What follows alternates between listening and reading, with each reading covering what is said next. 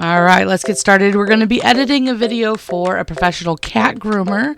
She is cat exclusive, and thankfully this client already pre-labels all of the clips, so all I'm doing here is doing a quick pass over of the actual video clips to make sure they're in chronological order, and we are already set, so that's awesome. All right, so for this next part, you want to go ahead and focus your eyes on the timeline bar below and not necessarily the video, else you guys are going to get a little whiplash there. So if you watch my timeline toggle bar, you'll see that I keep throwing it back to the beginning, and then I'm just splicing out areas. What I'm doing here is I'm editing in 3 to 8 second clips, somewhere that's really shows the groomer and the cat itself, focusing on what the cat groomer is actually doing in that moment.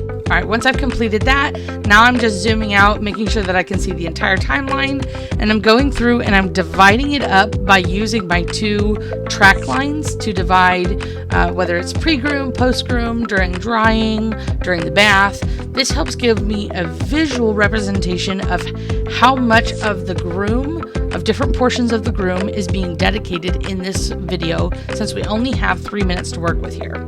Once I've got that nice staggered pattern, I can really go through and start reviewing how much time I've dedicated to each section. I can see here that the bath is way too long in proportion to the other parts. The end total right now is just over 4.5 minutes, and we got to get it down to 3. So I'm doing a little bit more fine tuning here and getting it chopped down. Now we've wrapped up that portion, and we can double check our end time clip here, just making sure we are underneath that 3-minute mark. Looks like I'm just a smidge shy on that, so I'm going to go back, find a clip that I really didn't want to take out, and add it back in. Last thing we do is a sound pass, and that's just a quick, I'm really using the visual down below since I've already decreased sound during the drying, so it's not so sharp. Now we just save our work, go ahead and retitle it, label it V1 because this is our first version, and she's allowed multiple edits if she needs to.